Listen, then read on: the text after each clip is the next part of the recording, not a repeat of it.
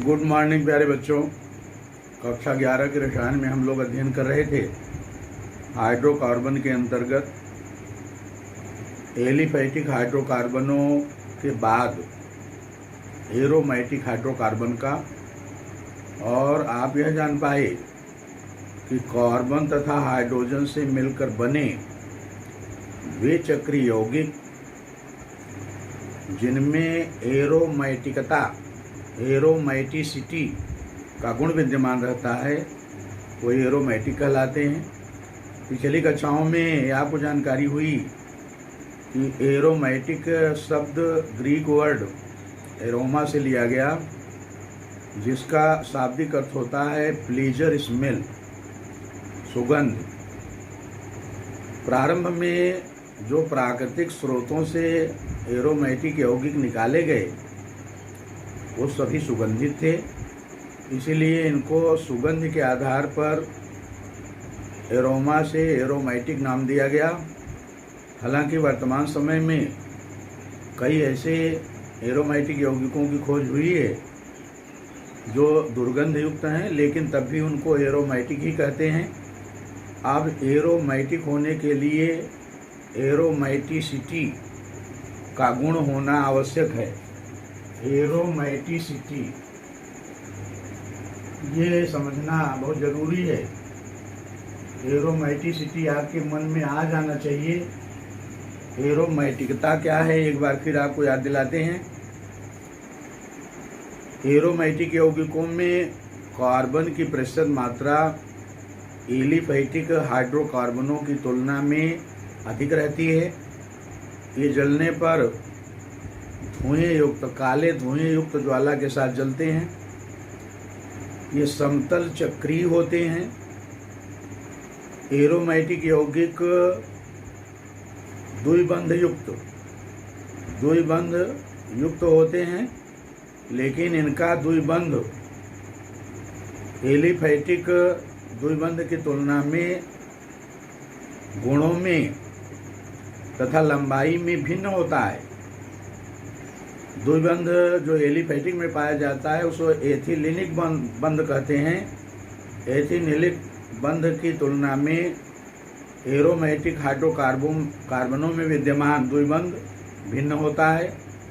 जैसे एलिफैटिक द्विबंध युक्त जो यौगिक हैं, असंतृप्त हैं, वो बाह्य अभिकर्मक होता है। 1% क्षारीय KMnO4 गुलाबी रंग का होता है। यदि एलिफैटिक द्विबंध युक्त यानी एथिलीनिक बंध युक्त असंतृप्त यौगिकों को बाह्य अभिकर्मक में प्रवाहित करें, 1% क्षारीय KMnO4 में प्रवाहित करें, तो ये गुलाबी रंग को नष्ट कर देते हैं। जबकि एरोमेटिक हाइड्रोकार्बनों में द्विबंध विद्यमान रहता है, लेकिन ये बाह्य अभिकर्मक के गुलाबी रंग को नष्ट नहीं करते हैं। एरोमेटिक जो हाइड्रोकार्बन हैं इनमें प्रायः एकल बंध द्विबंध एकांतर क्रम में रहता है। और सबसे महत्वपूर्ण है एरोमेटिसिटी के लिए कि वे चक्रीय यौगिक एरोमेटिक कहलाएंगे जो हकेल रूल का पालन करते हैं। फिर एक बात याद दिलाते हैं, हकेल रूल क्या है। हकेल रूल क्या है एक बार फिर समझ लें। जिन चक्रीय यौगिकों में विस्थानित या पाई इलेक्ट्रॉन कौन से इलेक्ट्रॉन होते हैं? द्विबंध के इलेक्ट्रॉन पाई इलेक्ट्रॉन कहलाएंगे। और जिन चक्रीय यौगिकों में पाई इलेक्ट्रॉनों की संख्या 4n+2 रहती है वो एरोमेटिक यौगिक होते हैं। फिर से सुन लें, हकेल रूल को याद करने का प्रयास करें। वे चक्रीय यौगिक जिनमें विस्थानित या पाई इलेक्ट्रॉनों की संख्या 4n+2 रहती है वो एरोमेटिक यौगिक होते हैं। तो एरोमेटिक यौगिकों की पहचान करना बहुत सरल है। इस फार्मूले में रखिए, यदि उसके पाई इलेक्ट्रॉन फिट आते हैं तो एरोमेटिक यौगिक होगा। जहाँ n बराबर एक संख्या है, ये 0, 1, 2, 3, 4 ये आदि हो सकती है।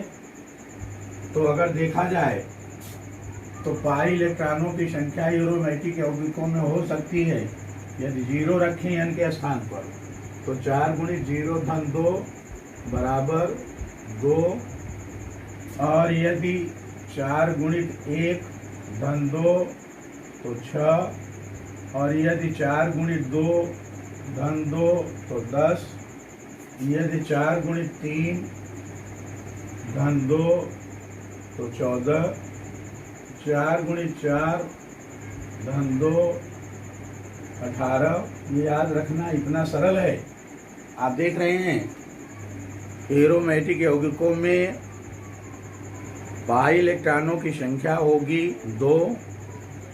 अब 2 नहीं होगी तो 4 जोड़ दो, 6 नहीं होगी तो 4 जोड़ दो, 10, 10 4 14, 14 4 18। अब अगला आप समझ रहे होंगे 22, अगला आप समझ रहे होंगे 26। 4 जोड़ के चले जाइए, 2 2 4 6 4 10 4 14 4 18। तो आप समझ गए होंगे कि जिन चक्रीय यौगिकों में कार्बन की पाई इलेक्ट्रॉनों की संख्या 2, 6, 10, 14, 18, 22, 26, 30 होगी। 4 4 जोड़ते जाइए, सरल है। वो एरोमेटिक यौगिक होंगे। चलिए कुछ उदाहरणों की सहायता से समझते हैं कि हकल रूल के अनुसार वो एरोमेटिक यौगिक है या नहीं है। तो देखिए,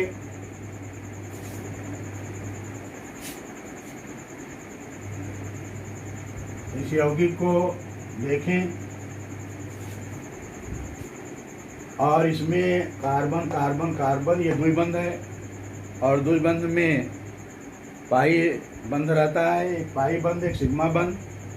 तो इसमें पाई इलेक्ट्रॉन की संख्या कितनी है? इसमें पाई इलेक्ट्रॉन एक ही बंध है, तो पाई इलेक्ट्रॉन एक पाई बंध में 2 पाई इलेक्ट्रॉन रहते हैं। तो इसमें पाई इलेक्ट्रॉन है 2। इसका मतलब हकल रूल के अनुसार ये एरोमेटिक यौगिक होगा। 2 होने पर एरोमेटिक होगा, ये एरोमेटिक है। अब इसी तरह से इसमें देखिए, इसमें कितने पाई इलेक्ट्रॉन हैं, ये एरोमेटिक होगा कि नहीं होगा। इसमें पाई बंध कितने हैं? 1 2 3, और एक बंध में 2 पाई इलेक्ट्रॉन 2 3 6। तो इसमें पाई इलेक्ट्रॉन है 6। और आप देख लीजिए हकल रूल के अनुसार 2 हो, 6 हो, 10 हो, 14 हो, 18 हो, तो एरोमेटिक यौगिक होगा। अगला आप समझने का प्रयास करिए, देखिए कि एरोमेटिक यौगिक है या नहीं है हकल रूल के अनुसार। इसे देखिए, ये नक्तलीन है, और आप देखिए ये एरोमेटिक यौगिक है कि नहीं। इसमें पाई बंध कितने हैं? 1 2 3 4 5, और एक पाई बंध में 2 पाई इलेक्ट्रॉन रहते हैं। तो इसमें पाई इलेक्ट्रॉनों की संख्या हुई 5 दूना 10 इलेक्ट्रॉन है। तो इसका मतलब ये एरोमेटिक यौगिक है। अब इसको अगले को देखने का प्रयास करिए, समझने का प्रयास करिए, हकल रूल के अनुसार ये एरोमेटिक यौगिक है या नहीं है। तो आप जान जाएंगे यदि पाई इलेक्ट्रॉनों की संख्या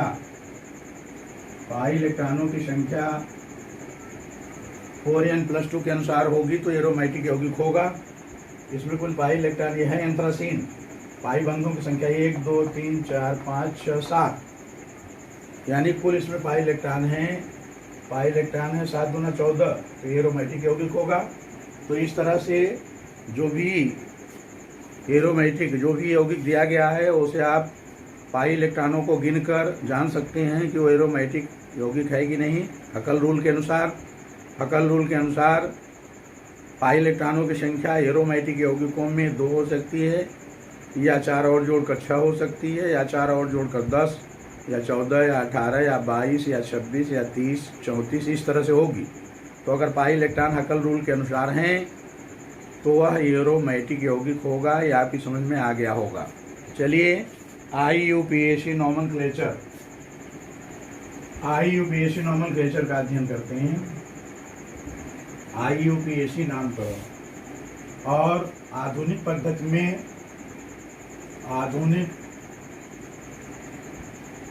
पद्धति में एरोमेटिक यौगिकों का नामकरण बेंजीन व्युत्पन्न के रूप में किया जाता है।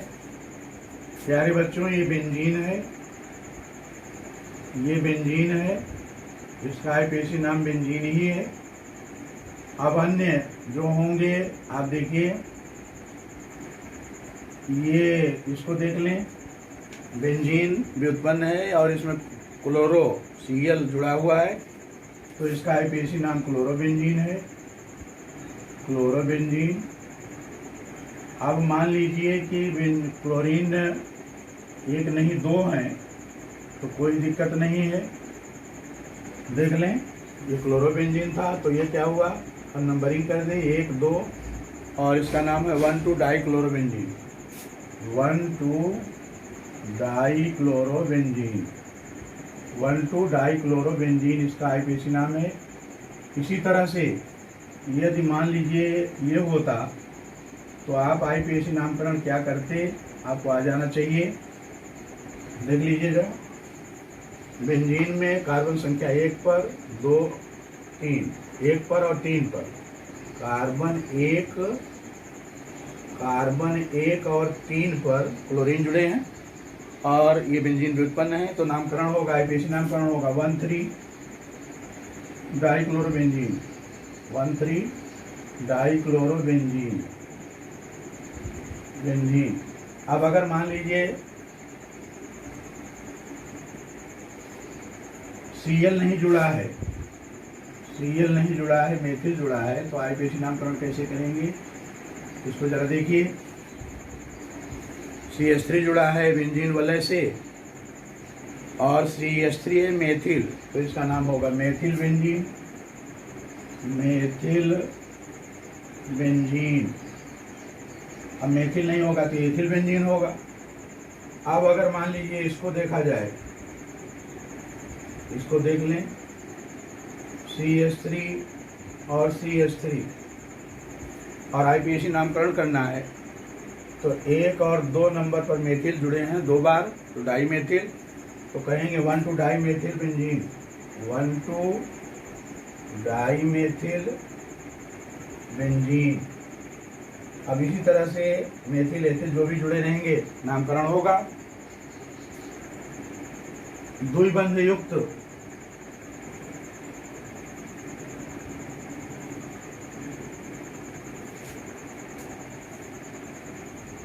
एथेनिल,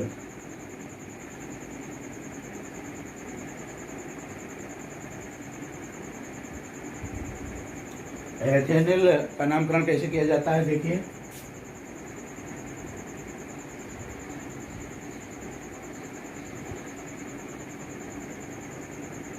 CH द्विबंध CH2, एथेनिल बेंजीन इसको कहा जाएगा, एथेनिल बेंजीन। अब यदि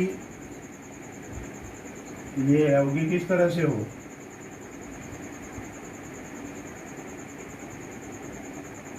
इसको जरा देख लीजिए, आईपीएसी नामकरण करना है, तो द्विबंध की ओर से नंबरिंग करिए, 1 2 3, 1 2 3, जिधर से द्विबंध हो उधर से नंबरिंग करना है, तो इसका नाम हुआ 3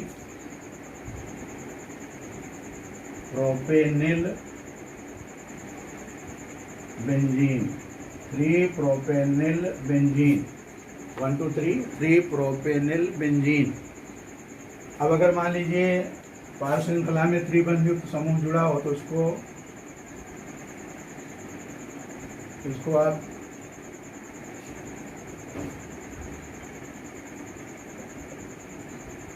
एल्के एथेनिल बंध था। अब अगला आप देखिए, एथिनिल, एथिनिल समूह हो इस तरह से बेंजीन रिंग से जुड़ा है C111CH, तो त्रिबंध युक्त को जैसे उसको एथिनिल कहते थे, तो इसको एथिनिल कहेंगे। 1 और 2 है, इसका नाम है, आईपीएसी नाम है एथिनिल benzene,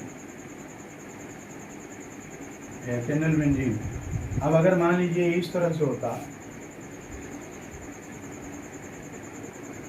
CH2 C triple bond CH, और इसका IPAC नामकरण आपको करना होता। तो नंबरिंग उधर से जिधर से त्रिबंध नज़दीक है, 1 2 3 4 नंबर पर। और ये ब्यूटिनिल होगा बेंजीन, तो इसको कहेंगे 4 ब्यूटिनिल बेंजीन। एल्केनिल, देखिए इसको एल्केनिल कहा जाएगा, एल्केनिल।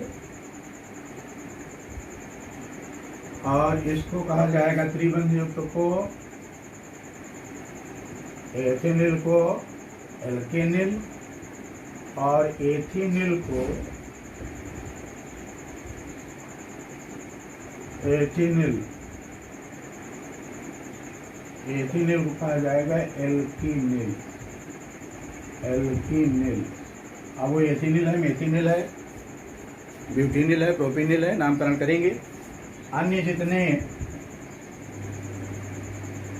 एरोमेटिक यौगिक हैं उनका नामकरण कैसे करते हैं देख लें।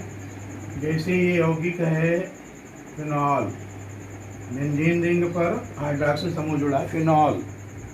इसका IPAC नाम है फिनॉल। इसका IPAC नाम है बेंजल्डिहाइड, बेंजल्डिहाइड। इसका IPAC नाम है बेंजोइक एसिड, बेंजोइक एसिड। अब आप देखिए अन्य का नामकरण कैसे करेंगे। मान लीजिए कि इसमें अप्रतिस्थापी है OH, NO2 और NO2। इसका IPAC नामकरण करना है, समझने का प्रयास करें। ये फिनॉल है, फिनॉल।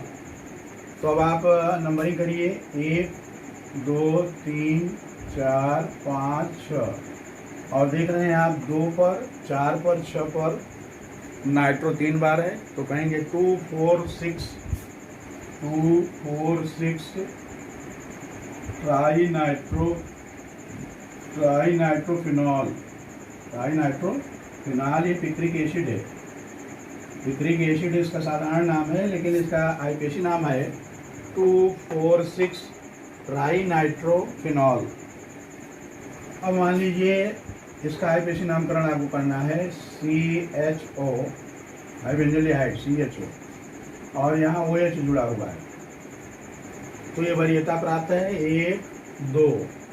तो 2 पर हाइड्रॉक्सी है, कहेंगे 2 हाइड्रॉक्सी बेंजल्डिहाइड, 2 हाइड्रॉक्सी बेंजल्डिहाइड।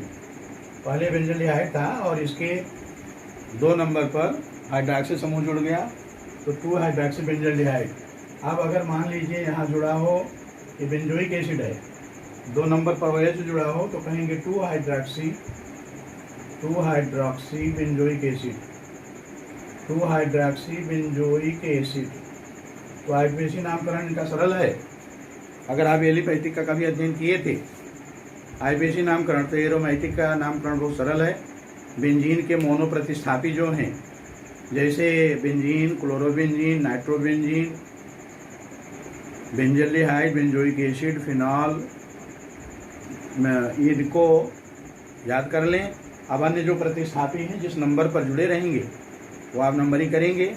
ध्यान यह रखना है कि यदि जुड़ने वाला समूह ज़्यादा वरिष्ठ है तो नंबरिंग यहाँ से शुरू करेंगे, और यदि इनमें देख लें, इन दोनों में से COOH कार्बोक्सिलिक समूह और हाइड्रॉक्सिल दोनों में से ज़्यादा वरिष्ठ ये है, तो 1 और 2 हाइड्रॉक्सी कहेंगे। और इसी तरह से OH और CHO में CHO अधिक वरिष्ठ है, तो नंबरिंग 1 और 2 हाइड्रॉक्सी बेंजल्डिहाइड। तो आप देख लीजिएगा, PDF नोट्स भेज देंगे। नामकरण बहुत सरल है, आपकी समझ में आ जाएगा। इसको तैयार करते रहें। इसके बाद आगे की चर्चा अगले वीडियो में करेंगे। धन्यवाद।